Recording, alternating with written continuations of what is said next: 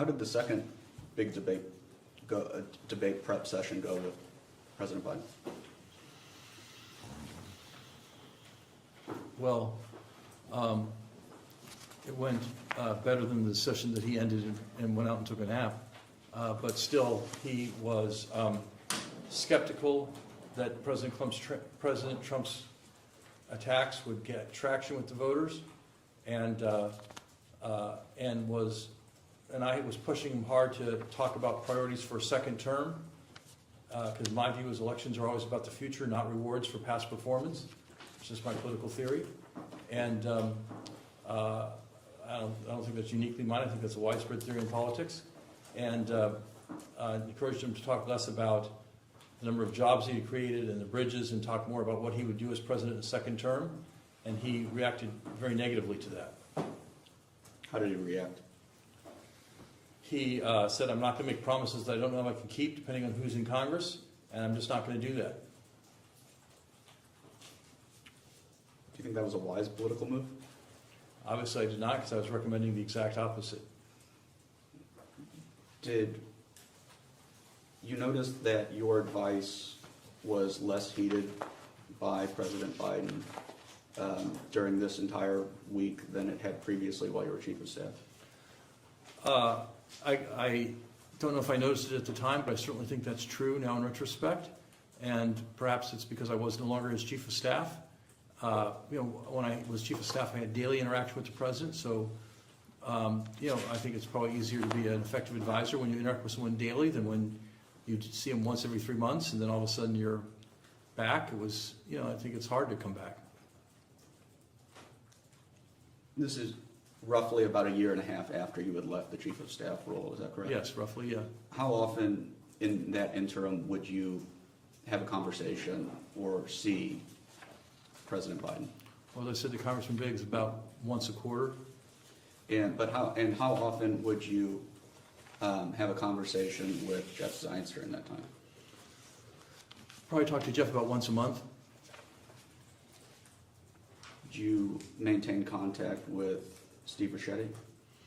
Not that I recall. Did you have any kind of regular conversations with Mike Donlin? Not that I recall, no. How about Anita Dunn? Periodically, yes. What would she tell you during this time while you were away from the White House?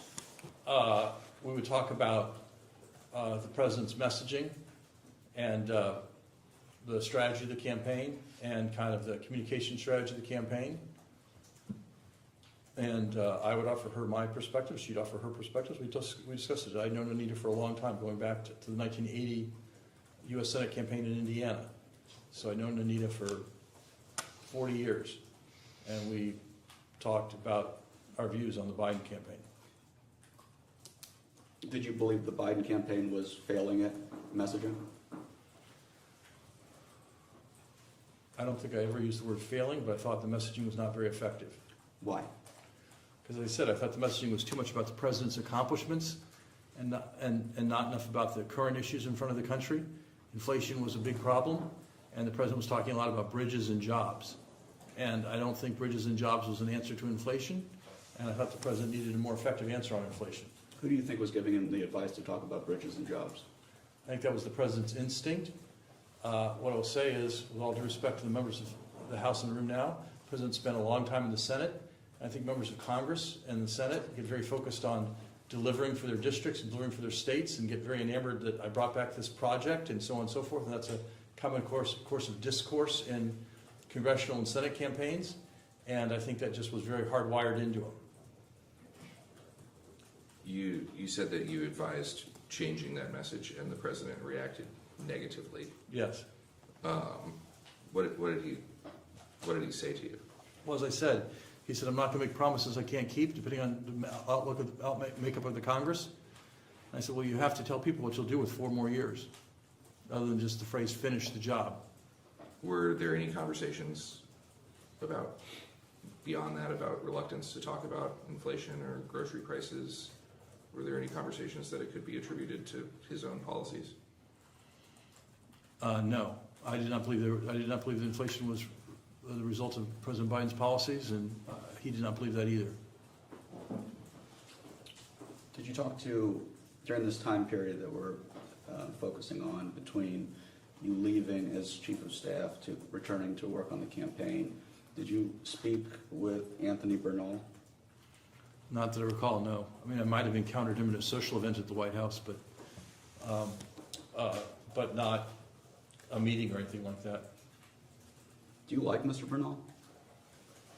Yes, I do. What was your relationship with Mr. Bernal while you were chief of staff? I had very little interaction with Mr. Bernal when I was chief of staff. Mr. Bernal had worked for Vice President Gore when I was Vice President Gore's chief of staff. And when President Biden got elected, I introduced Mr. Bernal to Dr. Biden, and then he'd become part of Vice President Biden's staff.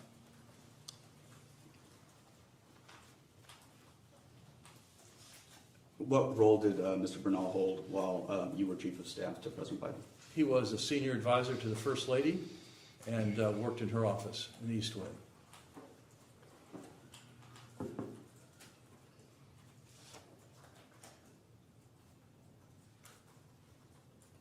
Did Mr. Bernal ever recommend to you to hire or fire somebody in the White House or the administration at large?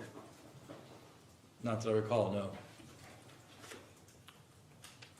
Did you ever get the impression that other people in the White House were intimidated by Mr. Bernal? No, I did not. Did you ever say that when Mr. Bernal wanted something, that it wasn't worth fighting over and it's not worth fighting City Hall? It sounds like something I might have said, and I would have been referring to the fact that my experience was that generally when the First Ladies, in prior administrations too, when the First Lady wanted something, it was best for the staff to go along with that. That was my experience in the Clinton administration, the Obama administration, and so I carried that forward to the Biden administration.